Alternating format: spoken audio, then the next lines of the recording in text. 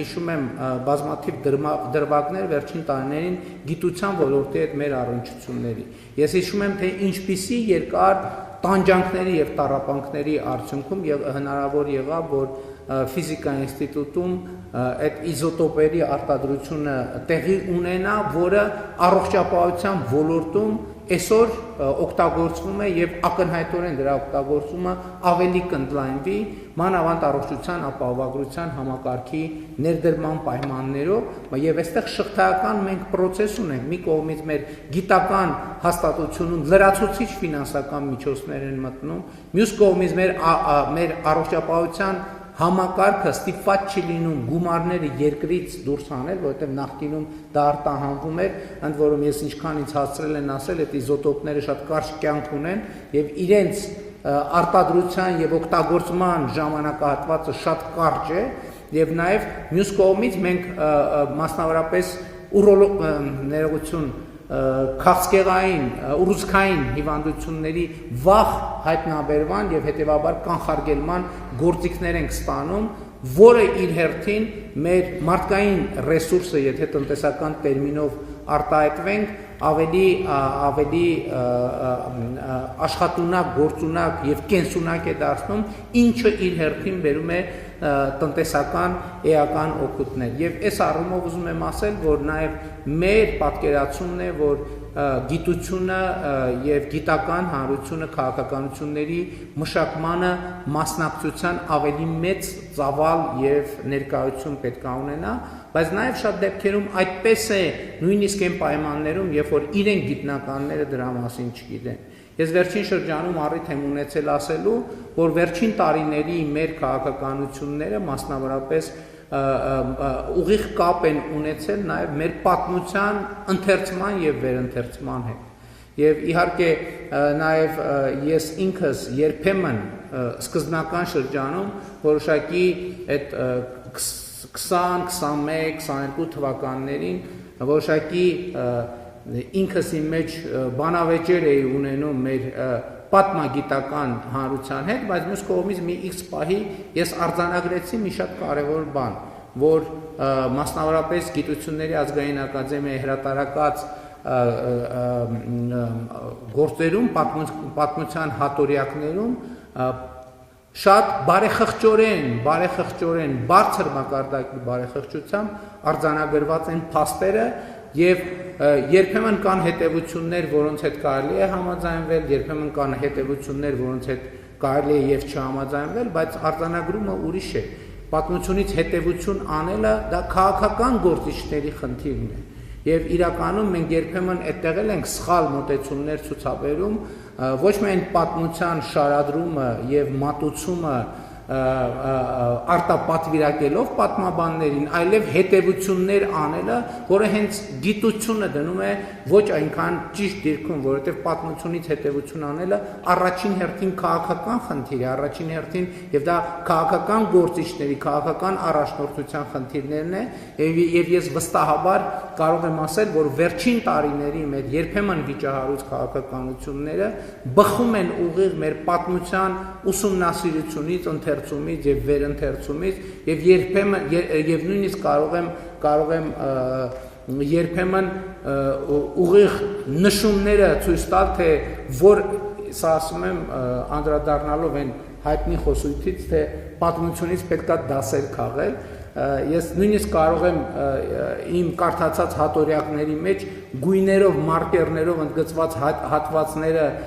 ներկայացնելով ասել, թե որ հատվածը հատկապես ինչ հետևությունների եւ ինչ քաղաքական որոշումների հիմքում է կանգնած։ Ընդհանուր առմամբ ես կարծում եմ, որ այո, մենք խոսում ենք պետության զարգացման մասին, որովհետև գիտության զարգացումը ինձ համար եւ մեր կառավարության համար առանձին վերցրած ոլորտ չէ եւ կներեք հազար ներողություն, գիտության զարգացումը ինքնին առանձին վերցրած իմաստ չունի, այսինքն գիտությունը զարգանա որ ինչ, որովհետև գիտության զարգացում մեզ համար պետության զարգացում է։ Մենք այսօր պատմամշակութային հուշարձանների վերականգնման պեղումների վրա էլի ահռելի միջոցներ ենք ծախսում եւ նաեւ գիտության ոլորտի ֆինանսավորման ավելացումները մի տողով վերաբերվում են նաեւ հնեաբանությանը, հուշարձանների պահպանությանը, բայց ես ուզում եմ ասել, որ սա շատ կարևոր է մեր ինքնության համար։ Մենք ինքներս մեր ինքնությունը ոչ միայն պահպանելու, այլև զարգացնելու, ինքներս մեզ ավելի լավ ճանաչելու տրամաբանությամբ, բայց ելի ուզում եմ վերադառնալ տնտեսությանը, որովհետև ամեն մի ներդրում այդպիսի պատմամշակութային հուշարձանի վրա ինքը զբոսաշրջիկների հոսքեր է ավելացնում դեպի Հայաստանի Հանրապետությունը, որը իր հերթին ավելացնում է պետական եկամուտները եւ մասնավոր հատվածի եկամուտները, որը իր հերթին մեզ հնարավորություն է տալիս ավելի մեծ ֆինանսավորում ուղղել դեպի գիտություն, եւ սա մի շրջանաձև process է եւ կարծում եմ նաեւ այս ոլորտային մեր մոտ տեղայնությունը ինչպես հայտնի է, բոլորս ենք դրա հետ առնչվում, շատ է տարածված եւ մարզային, եւ գյուղային, եւ թաղային, եւ ոլորտային տեղայնություն։ Ինձ թվում է հիմա մեր մեծագույն խնդիրներից մեկը այդ բոլոր տեղայնացված ոլորտները առնվազն կամրջելն է, որպես մենք հասկանանք, որ գործ ունենք շրջափուլի հետ, որովհետև Հայաստանի Հանրապետությունում գոյություն չունի առանձին վերցրած թաղ, գոյություն չունի առանձին վերցրած գյուղ, առանձին վերցրած համայնք, եւ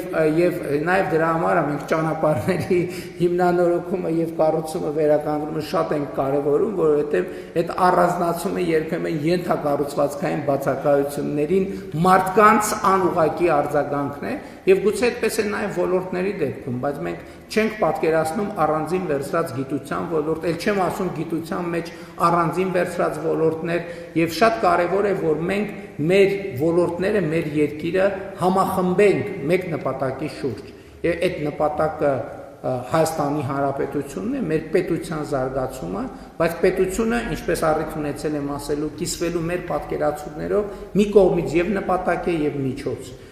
Նպատակ է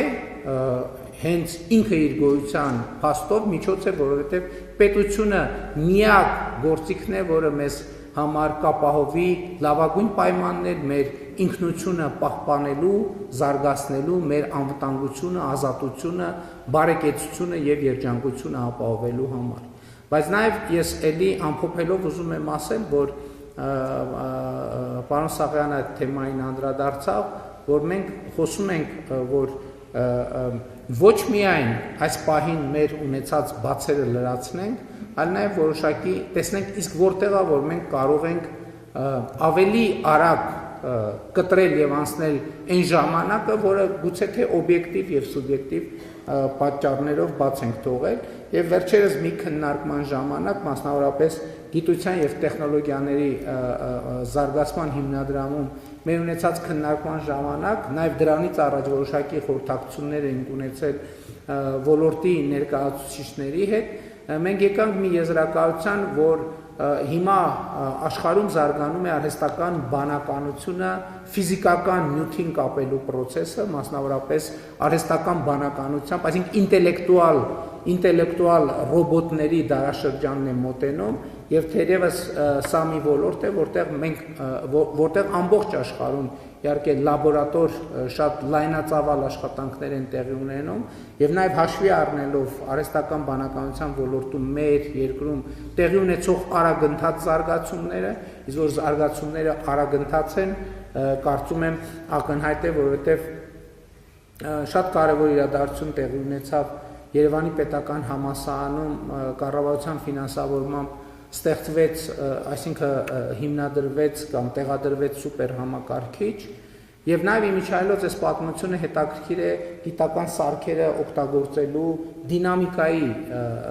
առումով, որովհետեւ երբ որ սուպեր համակարգչի բացման արարողությանն ենք մասնակցում Երևանի պետական համալսարանում, գիտական խմբի հարգելի ղեկավարը պատմում էր, որ այն ժամանակ, երբ որ կառավարությունում միտք էր առաջացել, որ պետք է սուպեր համակարգիչ ձեռք բերել, գիտության հանրության ներկայացուցիչները իրենք վստահ չէին, թե ինչքանով է խելամիտ պետությանը քաջալերել, որ այդ ահռելի միջոցները ծախսվեն հենց այդ նպատակի համար, որովհետև այն ժամանակ իրենք վստահ չեն եղել, որ կարող են կոպիտ ասած այդ սուպեր համակարգիչը ծանրաբեռնել, բայց մինչև այդ որոշումը կայացվեց եւ սուպեր համակարգիչը եկավ, պարզվեց, որ արդեն իսկ այդ փաստի բերումով այնպիսի կոնսոլիդացիա է տեղի ունեցել այդ գաղափարի շուրջ կամ այնպես է քաջալերել, որ այդ սուպեր համակարգիչը արդեն ամբողջությամբ ծանրաբեռնված է կամ խոստանում են արդեն իսկ ծանրաբեռնված է, ամբողջությամբ ծանրաբեռնված է